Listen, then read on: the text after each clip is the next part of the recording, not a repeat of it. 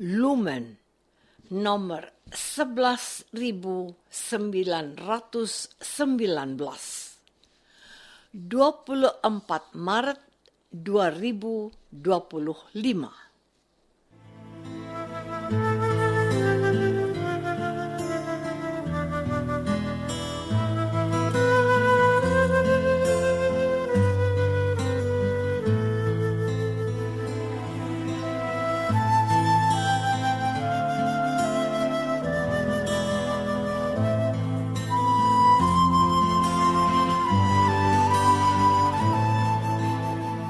Saudara pendengar di segenap penjuru tanah air, selamat bergabung dengan Lumen Indonesia. Lumen Indonesia, siap melayani Anda setiap hari. Saudara terkasih, marilah kita bersatu dalam Tuhan kita Yesus Kristus yang tidak berubah dahulu, sekarang, dan selama-lamanya. Allah Sang Maha Rahim mengasihi dan menerima sebagaimana adanya kita. Allah Bapa kita di surga senantiasa bersedia menolong, menghibur, dan meneguhkan kita dalam menghadapi segala permasalahan hidup sehari-hari.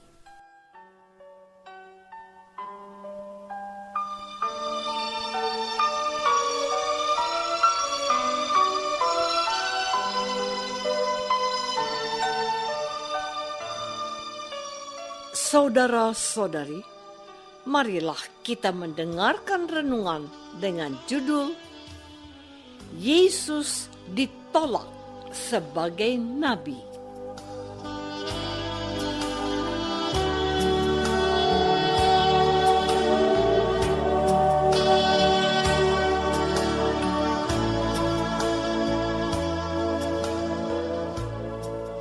Yang berdasarkan pada Injil Lukas bab 4 ayat 24, 28, dan 29a.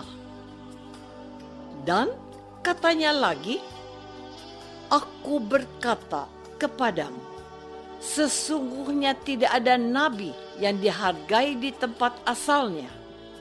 Mendengar itu sangat marahlah semua orang di rumah ibadat itu. Mereka bangun lalu menghalau Yesus keluar kota.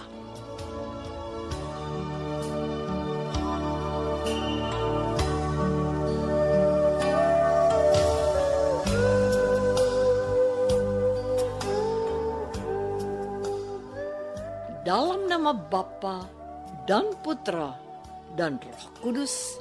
Amin. Saudara-saudari terkasih dalam nama Tuhan Yesus Kristus. Ketika Yesus berada di kota kelahirannya, yaitu Nazaret, ia didaulat untuk membaca dari kitab Yesaya. Setelah membacakan bagian dari kitab Yesaya itu, ia mengatakan bahwa hal itu terlaksana pada hari itu. Dialah nabi yang dimaksud oleh Nabi Yesaya. Namun, orang-orang sekampung atau sekotanya mempertanyakan pernyataannya itu dengan berkata, "Bukankah dia ini anak Yusuf, si tukang kayu?" Lalu mereka menguji dia dengan memintanya melakukan mujizat di situ seperti yang mereka dengar sudah diperbuatnya di tempat lain. Mereka meragukan kenabiannya dan menyatakan apa yang mereka ketahui tentang segala sesuatu yang sudah dikerjakan di luar Nazaret. Apakah Yesus menanggapi hal itu? Sama sekali tidak. Ia hanya berkata, "Aku berkata kepadamu, sesungguhnya tidak ada nabi yang dihargai di tempat asalnya." Saudara-saudari terkasih, Yesus menjawab tantangan mereka itu dengan mengingatkan mereka kepada apa yang telah terjadi di masa lalu. Elia tidak diutus untuk orang-orang terpilih, melainkan kepada seorang janda dari Sarfat yang bukan orang Yahudi. Orang dari Sidon itu yang mendapat belas kasihan dari Yahweh ketika bencana kelaparan sedang melanda Israel. Demikian juga dengan Elisa. Dia adalah nabi yang meneruskan tugas Elia. Elisa tidak menyembuhkan orang-orang kusta di Israel, melainkan ia mentahirkan. Naaman, seorang yang berasal dari Syria. Nabi-nabi itu dihormati di tempat lain, tetapi tidak dihargai di tempat asalnya. Kebenaran yang dinyatakan oleh Yesus itu memicu amarah semua orang yang ada di dalam rumah ibadat. Lalu mereka bangun, lalu menghalau Yesus keluar kota dan membawa dia ke tebing gunung. Tempat kota itu terletak untuk melemparkan dia dari tebing itu. Lukas memberi keterangan, tetapi ia berjalan lewat dari tengah-tengah mereka, lalu pergi. Pernyataan Tuhan Yesus yang tegas ternyata tidak membuat semua orang yang mendengarnya menyadari akan kesalahan mereka, tapi malah membuat mereka semakin terpojok, lalu meluapkan amarahnya dengan berusaha untuk mencelakai Yesus. Mereka berusaha menghabisi Yesus dengan menggiringnya menuju tebing gunung dan melemparkannya, tetapi tidak berhasil. Saudara-saudari terkasih, ternyata yang tidak suka dengan Yesus itu bukan hanya orang-orang Farisi, ahli-ahli Taurat, orang Herodian, dan kaum Saduki, tetapi juga orang-orang sekotanya sendiri. Mereka tidak bisa menerima adanya kemungkinan sesuatu yang baik datang dari Nazaret yang di Galilea. Bukankah seorang calon murid Yesus yang bernama Nathanael juga pernah mengatakan begini, mungkinkah sesuatu yang baik datang dari Nazaret? Yohanes bab 1 ayat 46. Sudah dari sononya bahwa orang-orang sekampung dengan Yesus itu memiliki watak pesimis dan tidak mengharapkan sesuatu yang baik bisa datang dari Nazaret.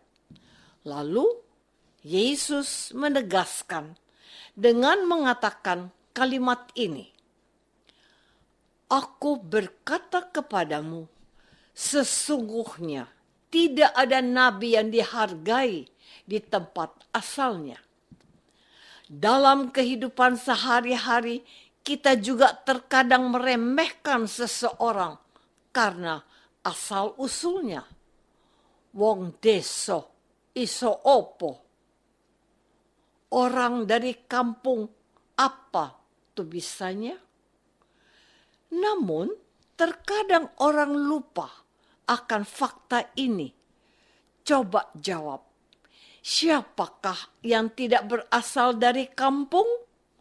Seorang pemuda yang sukses mengatakan kepada teman-temannya, saya memang berasal dari kampung, tapi saya tidak kampungan.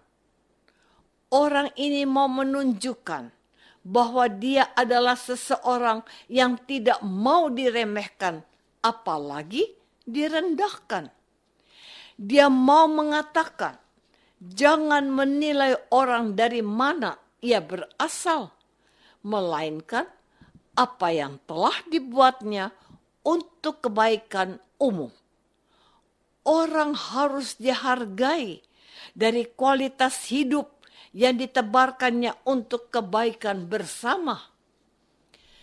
Saudara-saudari terkasih, Yesus ditolak, dia dimusuhi, dan dia akhirnya dibunuh oleh bangsanya sendiri. Lalu saya teringat akan sabda bahagia yang dikatakannya dari atas bukit. Begini, berbahagialah kamu jika karena aku kamu dicela dan dianiaya, dan kepadamu difitnahkan segala yang jahat. Matius bab 5 ayat 13. Yesus sebagai nabi dan Mesias yang diutus oleh Allah untuk menyampaikan tahun rahmat, menyembuhkan orang sakit, mencelikan mata orang buta, membuat orang lumpuh berjalan, dan membangkitkan orang mati. Ternyata hal-hal itu tidak cukup membuat orang banyak itu mengenali dia sebagai nabi yang diutus oleh Allah. Yesus yang istimewa dan mempesona orang banyak itu, meskipun dicari kemanapun ia pergi, tapi dia tidak diterima karena ia menimbulkan masalah untuk mempanan para pemuka agama Yahudi yang mulai tersingkir peran dan tugasnya. Orang Kristen, kita harus meneladani Yesus, terus menyuarakan kebaikan dan menghadirkan kemurahan dan kasih Allah. Faktanya, kita sering dianggap aneh dan tidak dikenali oleh beberapa kalangan. Kalau ada penolakan, apakah kita akan berhenti berbuat baik? Jangan, ya teman. Tetaplah melakukan kebaikan agar Bapamu yang di surga dimuliakan oleh kesaksian hidupmu.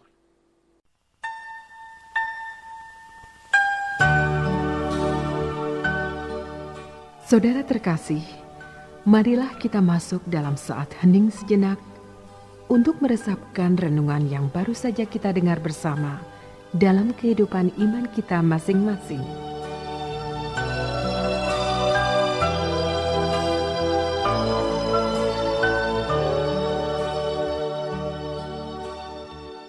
Apakah aku bangga menjadi pengikut Yesus sekalipun ditolak dan dikucilkan?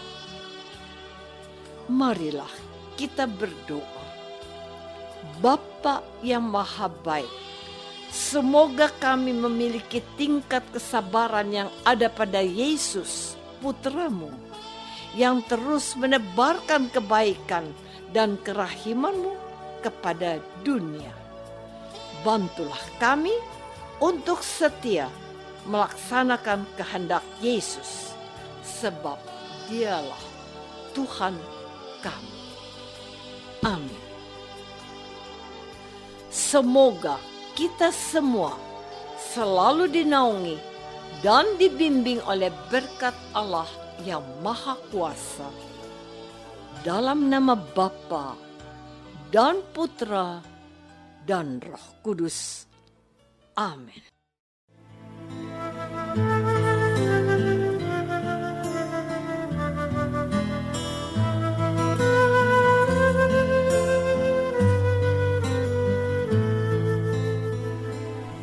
Dengan penuh kasih dan sukacita, Lumen Indonesia mengundang saudara-saudara seiman di segenap penjuru tanah air. Sekiranya ada tanggapan ataupun saran, kirimkan surat Anda ke Lumen Indonesia. Terima kasih atas perhatian Anda. Sampai berjumpa lagi dengan Lumen Indonesia pada waktu dan gelombang yang sama esok hari.